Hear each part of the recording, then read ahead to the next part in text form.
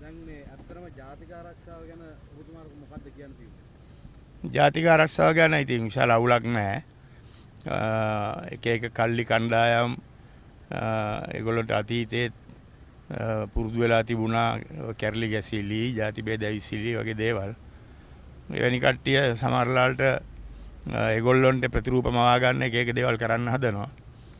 නමුත් මම හිතන්නේ ත්‍රිවිධ හමුදාව පොලිසිය අවශ්‍ය කටයුතු පිළිවෙලට කරගෙන යනවා මේ කාලේ.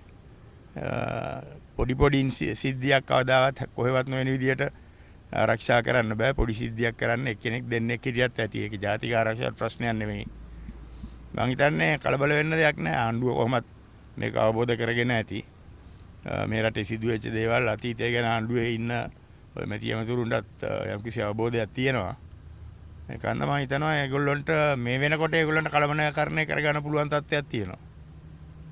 මේක දැන් අපි දකිනවා දැන් කීපයක මේ වගේ දේවල් වෙනවා. දැන් දවස් ගානක් තිස්සේ වැඩිව විශේෂයෙන්ම ඔබතුමාගේ සිද්ධිය මතක් වෙනවා අපිට ත්‍රිවිධ හමුදා කඳවුර මූලස්ථානයේ අසල මේ ලෝය කෙනෙකුට වෙඩි තියන්නේ.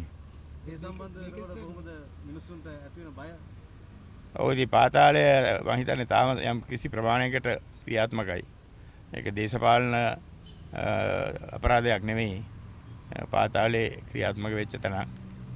පාතාලේ තාම 100% මර්ධනය වෙලා නැහැ කියන එක අපි දන්නවා අනිවාර්යයෙන්ම. කෙනෙක් දෙන්නෙක් කොහරි මොටර් සයිකල් එක නැගලා ගිහිල්ලා කාට හරි වෙඩි තියනවා කියන එක ඒක මුළු හමුදාවම කොළඹට දැම්මත් නවත්තන්න පුළුවන් දේශි දෙයක් නෙමෙයි. නමුත් අපිට ඒ ගැන සතුටු වෙන්න බෑ අනිවාර්යයෙන්ම. ඒ කියන්නේ යම්කිසි පියවරක් ඉදිරියට ගන්න වෙනවා රජයට සහ අදාළ බලධාරීන්ට. නීතිය ශක්තිමත් විය යුතුයි නේද තමයි. ඔව් ඒ හිඩස් තියෙනවා පුරප්පාඩු තියෙන තැන් අඳුරගෙන ඒවට අවශ්‍ය පියවර ගන්න වෙනවා. ඔබතුමා කියන විදිහට ජාතික ආරක්ෂාවට තර්ජනයක් නැහැ නේද? මං හිතන්නේ හැම තර්ජනයක් තියෙනවා කියලා. ඒවා නිකන් ලොකු බිල්ලෙක් මාවලා දාලා දේශපාලන වාසි ගන්න අවශ්‍ය වෙලාවක් නෙවෙයිනේ.